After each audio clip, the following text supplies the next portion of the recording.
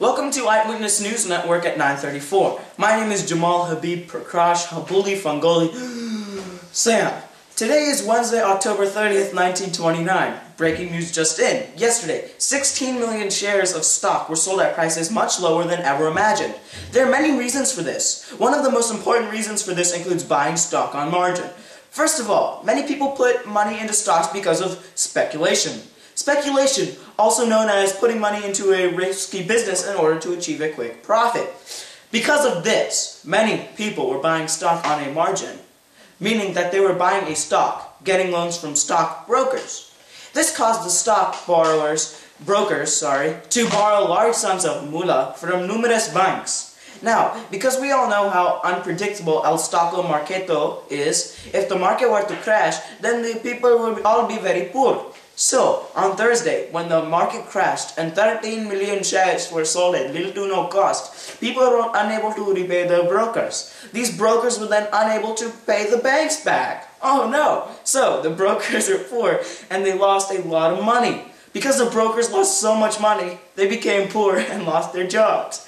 The same happened with the banks. They were unable to recollect their loans, so they went bankrupt.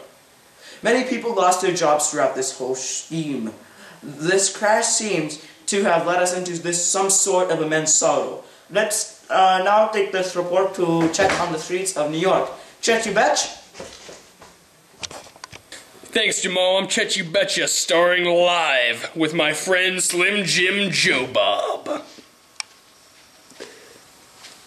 Alright, Slim Jim. After yesterday, whenever 16 million shares of stock were sold, how did it really impact your life? I mean, I heard there's not only short-term effects, but there will be long-term effects.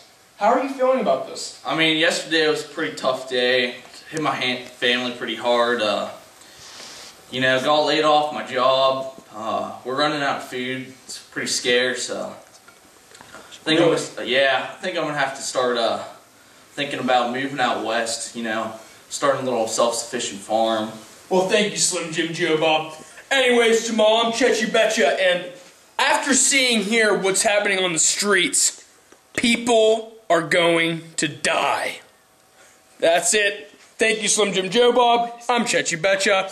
Channel 4 News. That's it.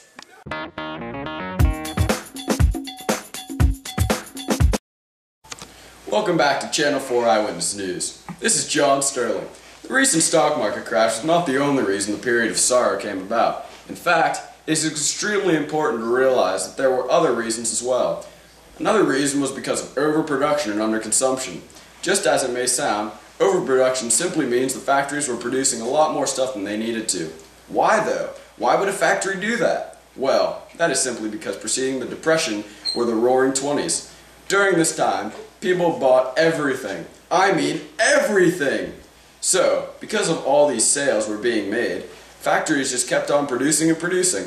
Unfortunately, these factories did not realize that the American public is not buying as much as they were producing. This has two major results. First of all, many people were laid off their jobs because simply they were not needed. Second of all, for the people that have not lost their jobs, their incomes of workers are plummeting. More than 67% of the country is earning less than $2,500 per year. Anyways, as you can see, the average income is in fact very small, so it is easy to see how people were not able to afford basic necessities.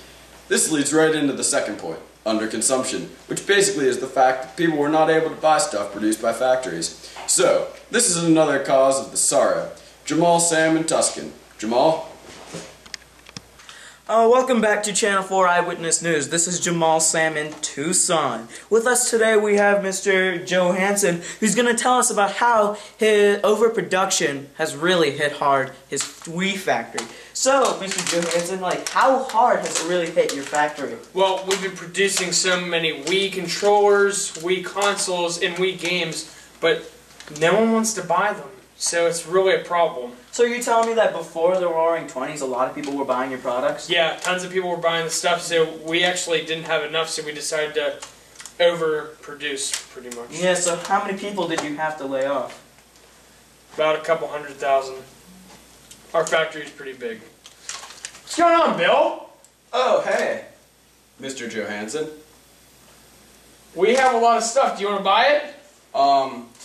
Yeah, I would, but sorry. Recently got laid off my job. Don't have any money. See, this is just a main example of what's really been going on. Oh man, this is pretty harsh. Well, thanks for that news report, as we can see how overproduction has really harmed these people at the wheat factory. Signing off, this is Jamal Sam. Chet.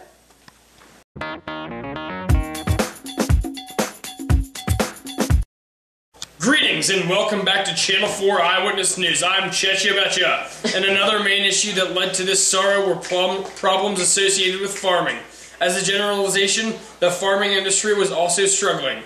President Hoover even passed the Agricultural Act of 1929, which gave farmers around $500 million in order to stabilize the farms.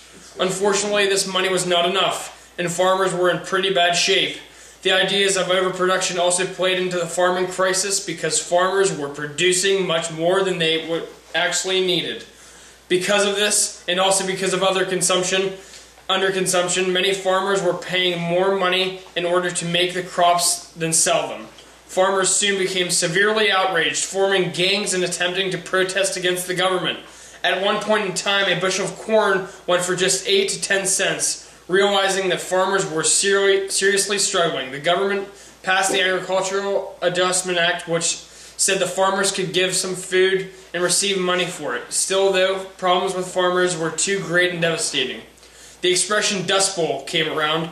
This expression meant that because of the severe droughts, mainly in the Great Plains, many dust storms would arise and just destroy all the available crops. The situation was extremely bad. Here is Dikembe Mutombo in Harlem. Dikembe? Thanks, Chet. It's me, Dikembe Mutombo, here in Harlem, Kansas, at my good friend Rick Ross's revolutionary farm with his assistant, Luda Krishna. So, Rick, how have the Dust Bowls affected your farm here in Harlem, Kansas? Well, as you can see, the Dust Bowl pretty much dried out all Kansas.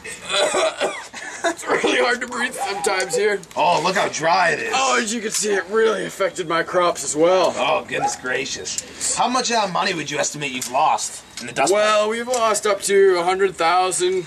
Just keeps decreasing. That's big bucks, big bucks. Soon enough, my assistant here, Luda Krishna, is gonna be laid off pretty soon. Luda Krishna, how do you feel about that? Oh, you stupid. You're not fighting me. Agreed. Luda Krishna, you're very handsome. You an idiot. You want All to fight me? Back to you, Chet.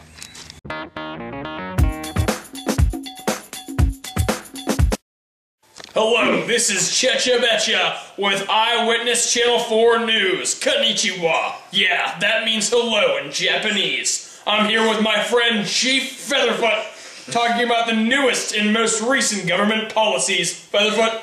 Nihama! One of the last major causes leading up to the sorrow have been the government policies. Nowadays, the United States practices a government style known as Fanggan in Chinese tradition, or laissez-faire in French, meaning a hands-off free government. Because of its success rate through the 20s, the government has refused to intervene with U.S. issues. On top of this issue, there are many laws previously in place that just have worsened the situation. For example, the 40 Macumber tariff, originally set in 1922 in order to help foreign trade, has actually hurt foreign trade. This high-priced tariff just has helped destroy foreign trade. On top of this has come the melon tax policies, which have even more divided the social classes. Again, one rich family has as much money as 367 families of the lower class. Wow, Chief Featherfoot, you really know your stuff. Anyways, back to John Sterling in New York City. John? Thanks, Chet and Chief Featherfoot. Well, as you can see, I'm here with President Hoover, and President Hoover, I have a couple questions to ask you. First and foremost, how have the recent government policies affected the American public? Well, John Sterling, those policies were not instituted during my presidency, so I don't have really much to tell you, but I can say the melon tax, for example, did really separate the rich from the poor. Fascinating. Also here is the foreign ambassador of America, Praveer Arblaka. And Praveer, I have a couple questions to ask you. Yes. How have these policies instituted prior to President Hoover's presidency affected foreign trade? Well, honestly, sir, they basically have been destroyed. Well, you heard it here. Channel 4, Eyewitness News. Thanks for listening. After seeing to it that America has been going through very tough times, all these events are going to destroy us as a nation. I'm Chechi Betcha. John Sterling. Chief Featherfoot. And Jamal Sam. Signing off. Channel 4 Eyewitness News.